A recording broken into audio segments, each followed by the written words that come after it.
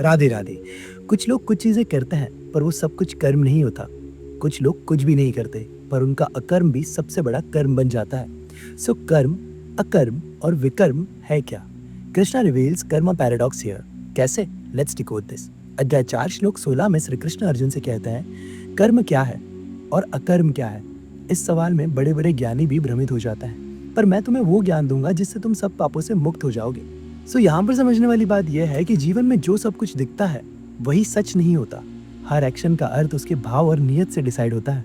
यहाँ कृष्ण भी यही कह रहे हैं कि जो दिखता है वही कर्म नहीं होता। आप कुछ कर रहे हैं लेकिन अगर उसमें आपका अहंकार, स्वार्थ या अभिमान छुपा है तो वो कर्म नहीं है, एक तरह से बंधन है।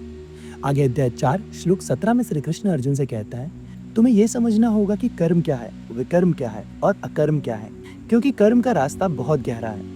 यहाँ पर समझने के लिए 3 चीजें हैं। नंबर 1, कर्म यानी कि जो हम कर्तव्य के रूप में करते हैं, हमारी ड्यूटी।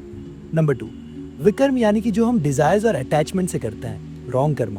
एंड लास्ट नंबर 3, अकर्म, जो बाहर से कुछ और दिखता है पर अंदर से शुद्ध मन से की गई सेवा होती है, यानी कि साइलेंट सेल्फलेस कर्मा।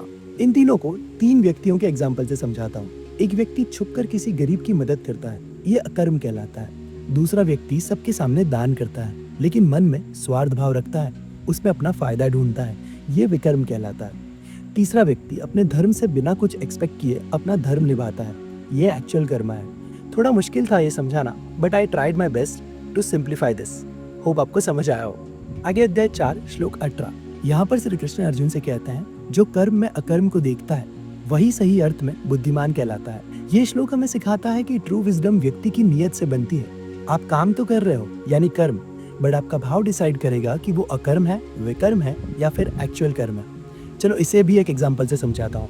एक माँ का अपने बच्चे को संभालना पूरी दुनिया को लगता है कि ये कोई काम नहीं है, पर वो कर्म और अकर्म का सबसे पवित्र शुद्ध रूप है।